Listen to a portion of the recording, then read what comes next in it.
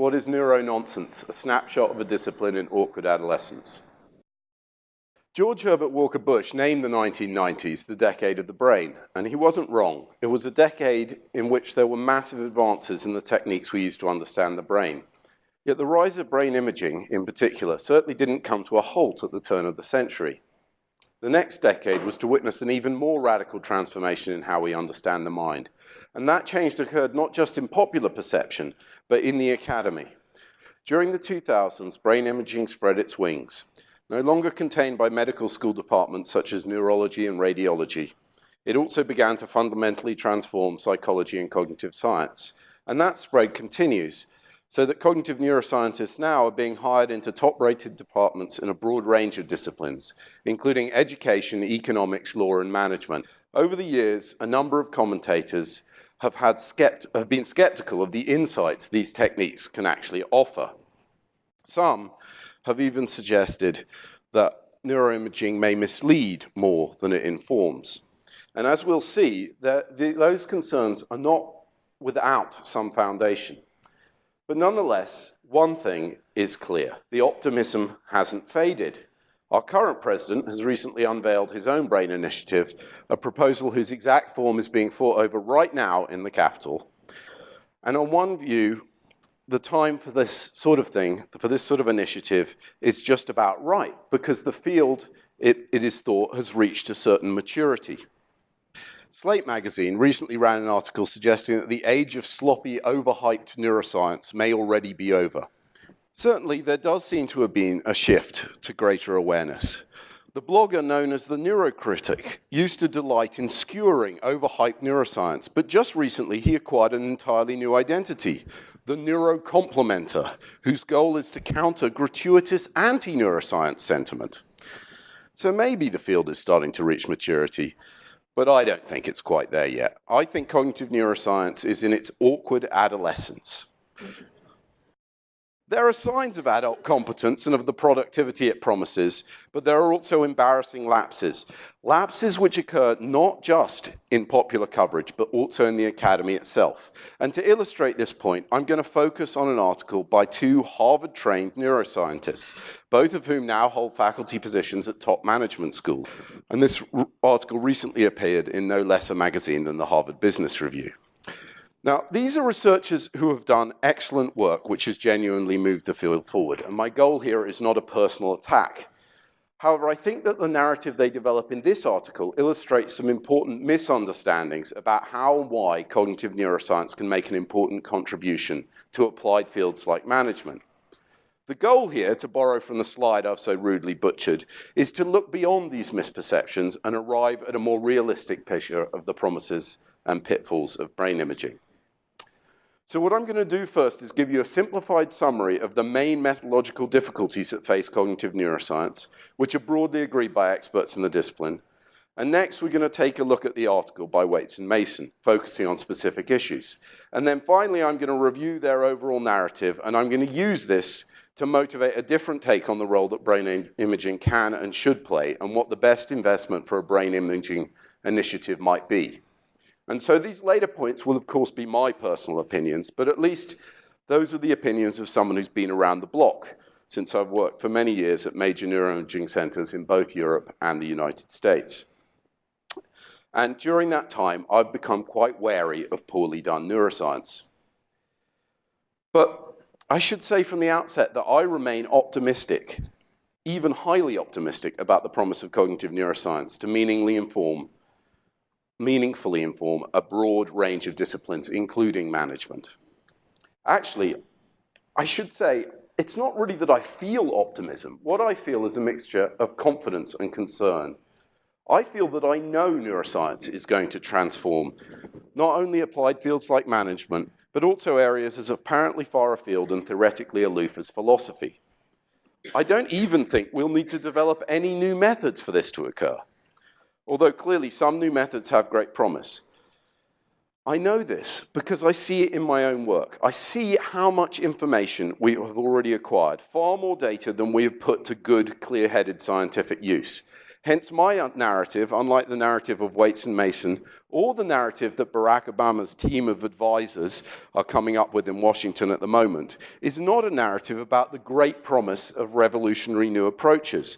Rather, it's a narrative about consolidating and making good sense of what we've already got, about encouraging our current science to settle down and mature. I don't have any doubt that neuroscience will eventually transform understanding in every discipline that concerns itself with the human mind. What I am concerned about is how efficient our progress towards that goal is going to be. And there are obviously going to be teething pains along the way, but my belief is that they'll be lessened if we avoid getting swept up in the hype about new approaches, and instead we focus on understanding the scientific role that cognitive neuroscience can play. So let's just pause for a moment to consider how a mature science works. Medical science is obviously a mature discipline, which has figured out how to translate basic research on mechanism through to extremely important and useful clinical treatments. So how does that work? Well, look, no one sensible is going to dismiss as merely optimistic the notion that basic research in medical science might help us develop new drugs, for instance, that might cure cancer. Yet, it's also the case that the links between basic research and clinical practice are far from direct. In a mature science, scientists are coming up with interesting and potentially very important hypotheses all the time. But these hypotheses go through multiple stages of testing. And those stages include many different types of experiment. Bench work is excellent for revealing local mechanisms, but lacks ecological validity. Applied testing is typically less revealing of mechanisms, but does examine effects in context on the whole system. And critically, issues and insights that arise from every stage in this, and accounts can be enriched, they can be modified, and quite often they can be falsified. And when they're falsified, we have to go back to the drawing board. For brain imaging, the problem is that its findings seem so immediate, so obvious to the eye, that the critical importance of this cycle of testing and theory modification is often overlooked. If we're going to do better, what we need to do is unpack the assumptions that go into generating these striking images. So my message is that good brain imaging is simple, but it isn't always easy. All brain imaging fundamentally depends on comparing brain activity while participants are doing two different tasks. Let's take a simple example. I have a brilliant hypothesis. I think there's a specific brain area for tweeting. So, in order to test this hypothesis, what I'm going to do is I'm going to set up an experimental task in which participants lying in the scanner are going to write tweets and send them. And then I want to make sure I have a control task that is as closely matched in terms of the different cognitive components involved in that as the experimental task. And it seems to me that writing and sending text messages is very similar, so I'll have them do that. But just in case there may be other differences that I haven't thought of, I'm going to be a really good experimenter. I add a few extra control tasks, right? One, I'll get them to write and send a short email. And another one, I'll actually just get them to verbally communicate something of about the same length as tweeting. I'm going to run this experiment, and we'll see what happens. Well, what do you know? We found some results. We see that there's a particular area in the brain, the dorsal medial prefrontal cortex, that's more active for tweeting than it is for texting, than it is for emailing, than it is for speaking. This is extremely exciting. I think we should make a press release. So, what should our press release say? Well, I thought I'd just prepare this. Brain area for tweeting discovered. Scientists speculate we have evolved neural circuitry suited to tweeting, and this explains the massive success of Twitter. Non-tweeters and those resistant to tweeting may have a dysfunction of this area. I happily have a dysfunction of that area, right? Okay, so, this isn't really a very good experiment. Why is it not a very good experiment? Because they're very likely that if we were to do this, and I have absolutely no intention of doing this theoretically miserably motivated experiment, we would be making an error in forward inferences. So there are many possible differences between tasks, right? A very plausible one, which is backed up by a recent study, is that tweeting induces social anxiety. And indeed, there are many negative reactions to tweets. And tweets that are popular tend to be negative and critical of others. So that was actually why I suggested the brain area in question, because I got that figure from a recent article in Psychology Today, which actually maybe has an equally appalling title, Where is Catastrophe in My Brain? Feeling anxious? How's your dorsal medial prefrontal cortex? This is 2011, it's nice and recent. And this is the area that is highlighted for catastrophe. Okay, so the problem here, as pointed out in a very important paper by Rick Henson all the way back in 2006, a very clear-headed and important paper about imaging methodology, forward inferences, which are inferences from tasks to brain areas, that is saying a brain area is recruited by a certain sort of cognitive process, are only as good as the cognitive theories to which they pertain. So if you start out with an utterly miserable theory, like we must have a brain area for tweeting, you will produce garbage, right? So I just want to point out that this, obviously the tweeting example is something where everyone can see an error. But this happens, of course, in the academy, right? So for a long time, there has been a dual process account of memory that has particularly focused on the idea that there's a difference between remembering when you get all the details, the re-experiencing of an event, and seeing something and knowing you've seen it before, but not getting back all those details. And there was an account which suggested these must be two fundamentally different sorts of memory. People went to the scanner to test this hypothesis. And what do you know? There is indeed some areas that are more active for remember and other areas which are more active for know. So this looks great, right? I mean, we've just identified the brain areas for remembering and knowing. Yeah, no, not right yet, because we need to test it against alternative theories. And an alternative theory has been suggested. It's just this, that when you give a remember response, you're really confident of what you've just seen. If you give a no response, it's more because your memory wasn't so rich, so you're not very confident. So this theory goes, really it's just one type of memory. There can be different extents to which that system is activated because the memory is richer or less rich. But there's only one type of memory, not two types of memory. But there are other processes that kick in when you have low confidence. Error checking processes which are recruited in that case. And so they ran an experiment to test their alternate theory. And by asking for confidence judgments, they actually found that this lateral prefrontal area tended to be more active for low confidence and did not go in a monotonic relationship, which is more what we see in this area, which is thought to be involved in memory. It doesn't go in a monotonic relationship. It is more active for low confidence regardless of the type of memory, right? So this suggests that this brain area is not in fact involved in any type of memory, right? And indeed that fits with what we know about these brain areas. So this area is indeed very reliably recruited in autobiographical memory and other sorts of memory.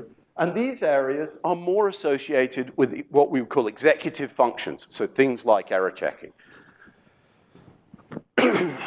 Now, I just want to point that this goes on.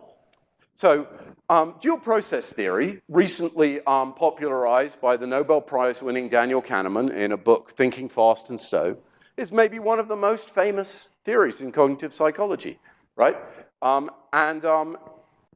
There are two big names in it who recently came together because they were concerned that the way the field was developing wasn't scientific enough. So these people had always published apart, Evans and Stanovich, and now they come together. There may be two of the biggest names in psychology who are working on this area.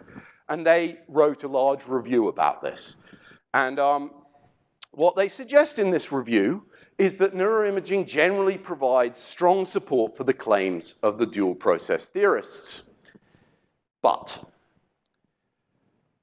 actually, when you look at the different tests of dual processing theory, you find that different networks are associated with type 1 and type 2 processes in different tests, right? You also find that in their review and in most of these papers, there's really just no attempt to seek an alternate explanation of where this difference might be. Is it really because this task has recruited more of type 1 processing and this task has recruited more of type 2? Or is it just some completely different difference between the tasks that they haven't really searched for and attempted to eliminate? But I think really one of the most damaging things is that Evans and Stanovich take the position that they will no longer refer to this as system 1 and system 2 processing, right? They were going to call them type 1 and type 2, not system 1 and system 2, because this terminology may appear to suggest that exactly two systems underlie the two forms of processing, which is a stronger assumption than most theorists wish to make. So in a paper in which they are arguing that the field is having problems because it's not testable and it doesn't make specific enough predictions, and in which they offer a rationalized theory which is supposed to be more testable and make more specific predictions, they decide that rather than take advantage of a neuroimaging to make their theory testable, they'll just give up on that altogether, right? They're just not going to even worry about making any association with brain areas.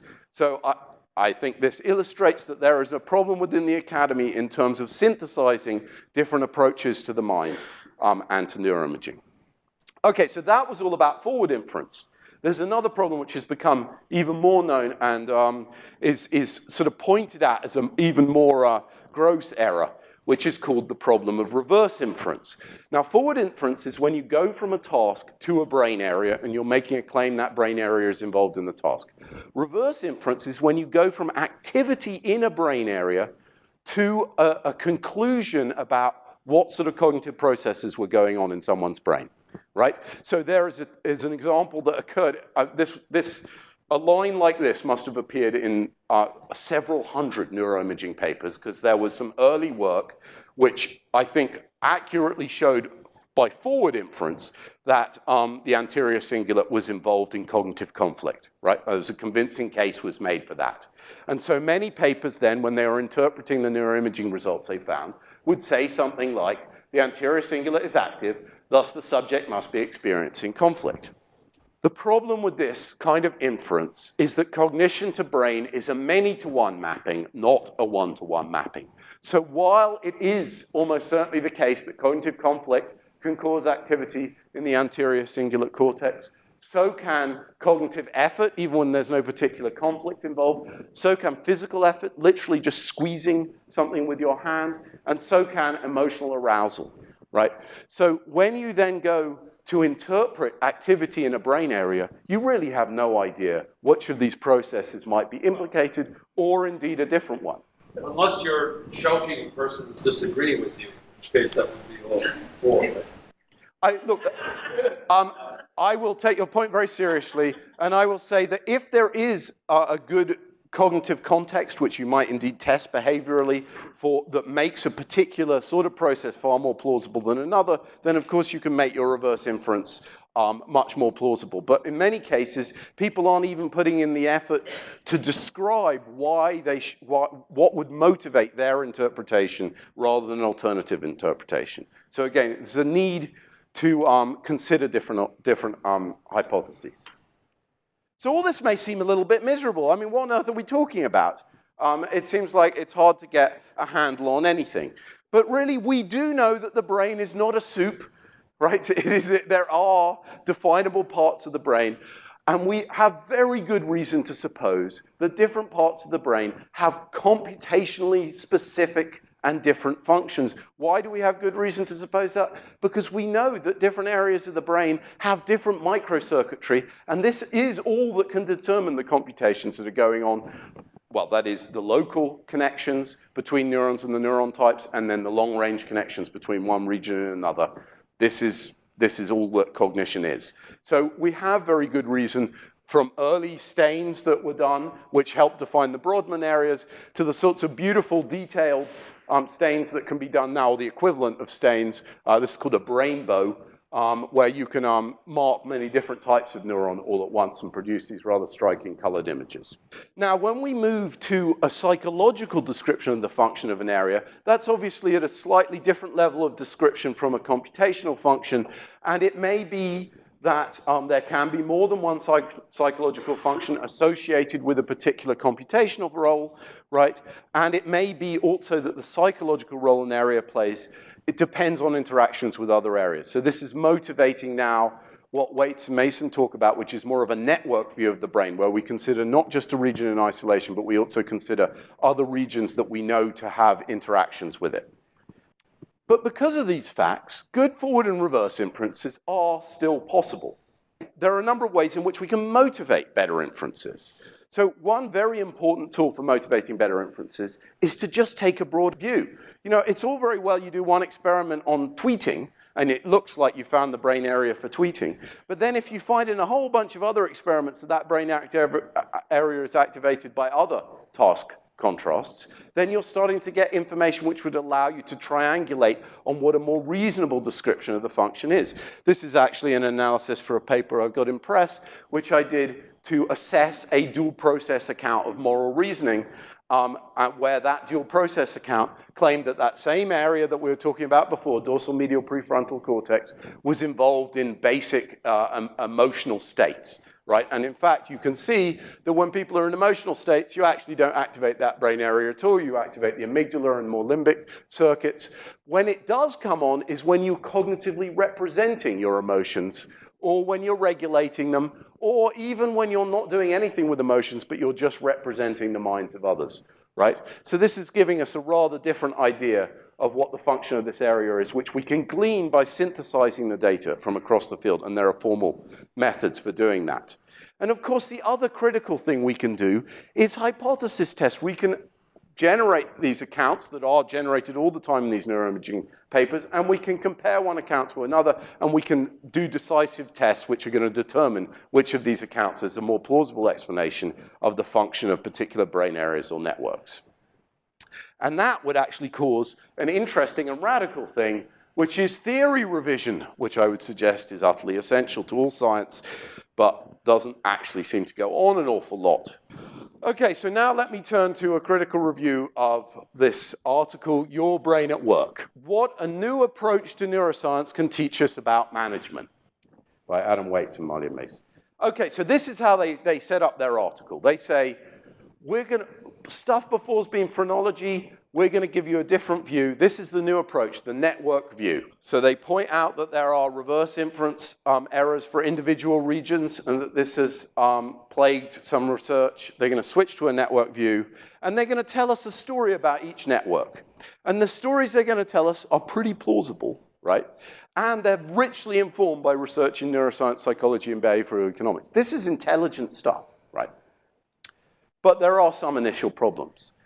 One is that the brain areas are not defined. In fact, this nice picture, which is jolly pretty, is about as good as we get to define the brain areas. It doesn't correspond to any known networks that I can imagine. This wouldn't necessarily be problematic if we could just trust them, right? But it turns out, in particular, that there's a real problem with the description of the networks, because networks are defined by different criteria. And so, say, the reward and affect networks are defined by the criteria of sort of meta-analysis studies that I was just showing you, like what tasks activate these different areas. The default network is actually defined on a different basis by actually what areas get deactivated by certain sorts of tasks. In fact, the default network on any sort of normal definition in the literature includes both the reward and the affect networks, but they're going to split them up into separate networks. So we were already hitting something which is, I mean, I just feel bewildered as to what their way of separating out the networks is. But they define 4 networks, and now we'll just quickly go through them one by one and highlight some positives and negatives about each one. Right, so they start with the default network, which is jolly interesting network because of its property of being deactivated. And they point out that when people are awake but not focused on external stimuli, that it activates during this condition. Well, that is indeed consistent with a high-profile publication that Malia Mason published in 2007. But many people at the time noted that the psychological theory motivating the interpretation in that paper was really rather weak. I mean, the suggestion that in that paper, her suggestion was that there is a brain network for spontaneous cognition, and at the very end of the paper, they suggest maybe this network has no real function. So it's not really the most compelling psychological theory that motivated that interpretation, but perhaps more tellingly, the consensus has just completely changed since then, right?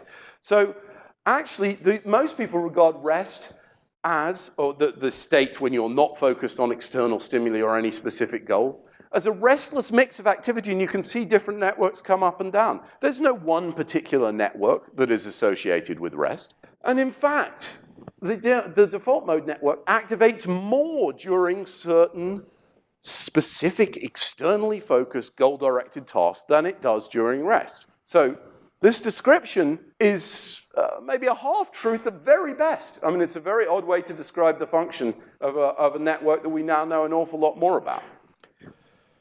So I would point out there have been a number of studies that would suggest Malia-Mason's interpretation is not very good, but one of them comes from my laboratory, as published last year in Neuroimage, and what you can see here in this red regions, which correspond to the default network here, is that this baseline is rest, by the way, the 0 point here, and what you can see is that there is very clear and very robust activation of these regions when people are engaged in an empathetic social task. And this isn't the only study to show activation of the default mode network during an external task as being above rest.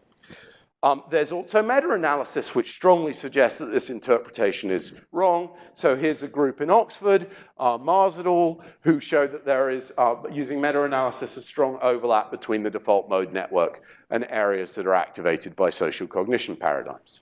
Okay, well, what story do they want to tell us about the default mode network? They have a number of aspects to this story. I'll just highlight some things. They talk about it being related to spirituality. Yes, there is good evidence for that. They talk about it being related to creativity. And yes, there is a number of points of convergence with that, a number of studies which show the default mode networks appears to be important in creative thinking. But the idea that we necessarily want to activate the default mode network while we are engaged in a non-social task is not so clear, because in fact the same sorts of patterns that are associated with creativity are also markers of mental disorders and low IQ. So their advice, which is geared towards encouraging you towards more of this pattern, might be something that you want to just hesitate a little bit about. Their advice in general is sensible, but it certainly can't be safely inferred from the brain science at this point. Okay, let's go on to reward. In the reward network, they emphasize that it responds to a range of stimuli that produce enjoyment, such as food and water, money and praise. They say it is involved in perceptions of pleasure and displeasure. Yes, there is very good evidence that reward regions, there are different reward regions. They don't name the region, so it's a little bit hard to fully assess this. But there is, in general, good evidence that regions associated with reward for material gains are also activate to non-material gains. In particular, there's very good evidence that many of these regions in the ventral striatum, for instance, have a strong association with social cognition, which is a point they emphasize about social rewards being motivated. So that's perfectly reasonable. There are some problems with their description. They say that this is to do with perceptions of pleasure and pain.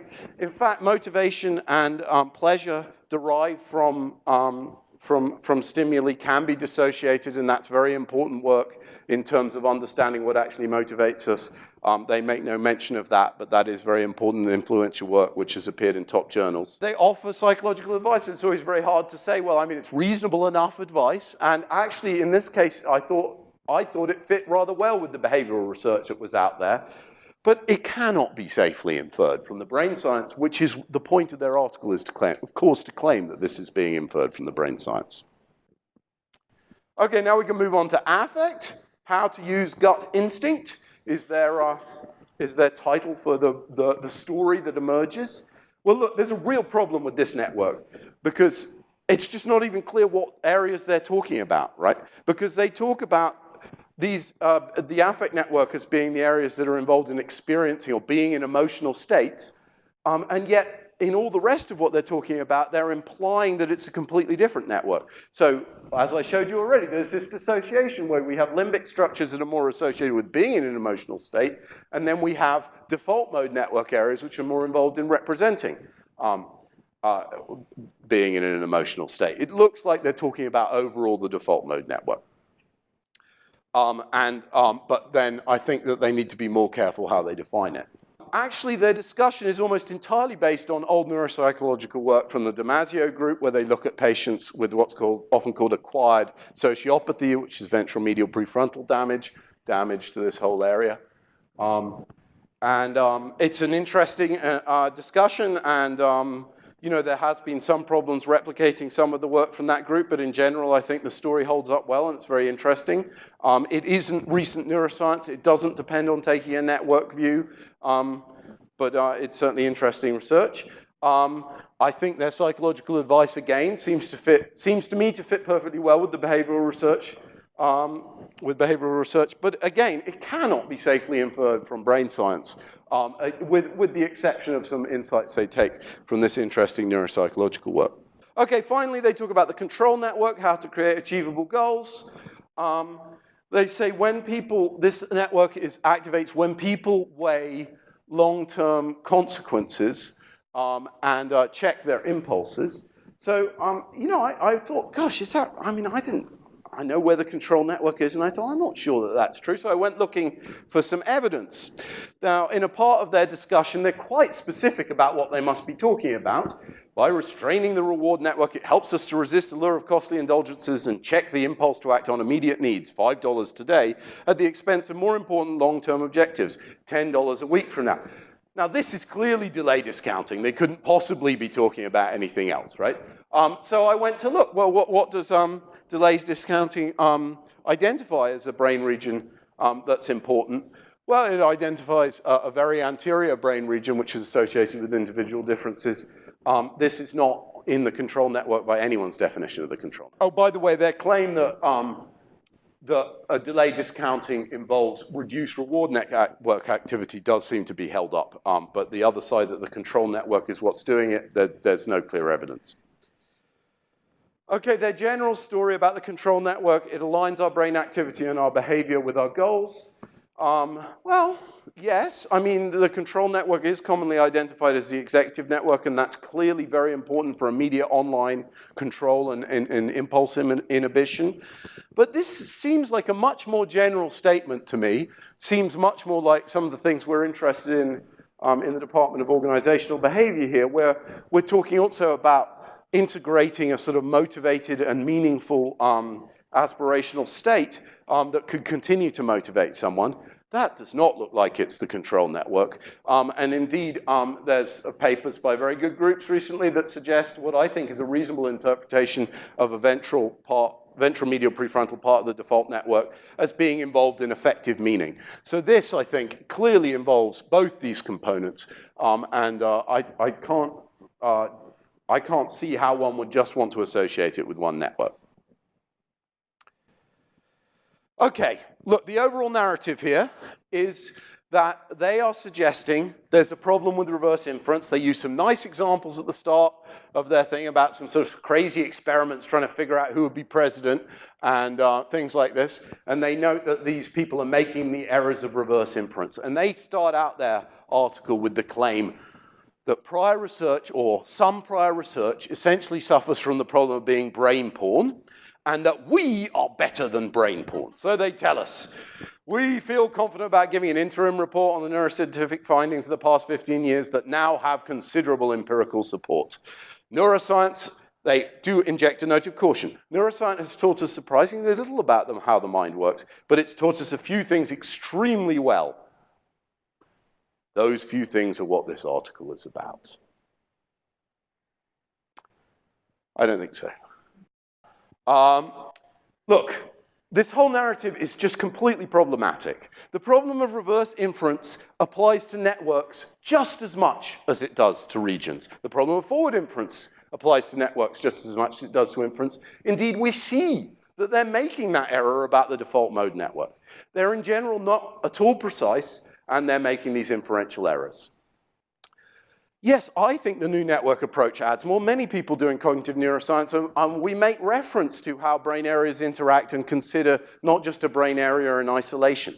It certainly adds more to the story, but it does not melt the basic problems away, which is what this narrative is suggesting. What melts these problems away is careful, precise, hypothesized testing approach. So I also just want to suggest that in some ways in this article, they are finding the wrong error in neuroscience. So early on in the article, they say, you can't scan someone's brain while he watches commercial and tells if he prefers Coke or Pepsi. Well, that may currently be true. I see absolutely no reason whatsoever to suppose that couldn't be true with a little bit more research. You can't scan two CEOs' brains and tell them which person is the better leader. Well, I really don't know why they think that would be so difficult to do. I mean, obviously you're going to have to do a bunch of research and you're going to have to hypothesis test it, and you're going to have to be rather more careful than they are in this article. But there's absolutely no in principle reason to suppose that we can't do this. And indeed, right now in the press is a very interesting finding, very serious work by a very good researcher, showing that activity in the right insula can predict whether you're going to respond better to cognitive behavioral therapy or to a drug when you've got severe depression. This is a very important finding. And, you know, I think that there will be further wrinkles that will come out of this story. I'm sure we can get a better predictor if we use more than one brain area. But this paper is pretty striking. You see the differentiation between the people, and you see that there's clearly different outcomes depending on activity in the right amygdala. Here's a perfect example. You get one brain area, and you can do an awful lot with it. And this is not trivial, because depression is a very expensive, the loss of work due to depression. So actually being able to treat it quickly and effectively is very significant. So I can't see their picture of what's wrong with a certain kind of neuroscience as panning out. What I think generates neuro-nonsense is quite different from what they seem to suggest generates neuro-nonsense. I think the problem that generates neuro-nonsense is there's a rush to certainty and a failure to consider and test assumptions. And I think that occurs for a number of reasons, but partly because it seems so immediate, it seems so plausible, but also because people are so terribly worried to justify the expense of it, and they want to make big claims. There's a lack of emphasis in the field on theory and on decisive tests, and I think this failure of integration, for instance, of one of the most famous psychological theories with evidence from brain imaging, is just, the field's got to move on from this. We need to be more serious about how we're doing this, and we need to know that there's a methodology paper published in 2006 when we're writing a paper in 2013 and just repeating the error. And what I really take away from looking at all this is that expertise is really more of a barrier than the cost of scanning. People think of the cost of neuroimaging, maybe $500 now, to do the neuroimaging, to collect the data. They think of that as a big barrier. I don't see that as the big barrier. I see the big barrier to doing good science, good neuroimaging science, is the expertise of the individuals involved and their willingness to do it carefully and properly. So I want to conclude by suggesting phrenology is not the problem. Now, the phrenologists, of course, really did have a problem because the bumps in your head don't happen to have any relationship to what your individual amount of gray matter you've got in individual areas. We do not have that problem. We do get a very reliable signal from brain imaging. But we still take a phrenological approach, if you like, and that's just fine. There is no problem with that. We don't have a problem with our tools, but also the solution is not in our tools. The solution is just about how we use them. And so if I was sitting on Barack Obama's panel of advisors, I would stop emphasizing, we've got to invest in a new technology which is going to get us yet more detailed information and massive amounts of information. They want to map out every single neuron's activity and how it's talking to every other neuron. You know, we don't even know how to use what we've got right now, and we're not in practice using it sensibly. If you want a quick return, which I think will very rapidly come to influence education, management, lots of applied fields, and certainly, like the depression study, clinical treatment, then we just need to use what we've got better. We just need to use the tools better. Thank you.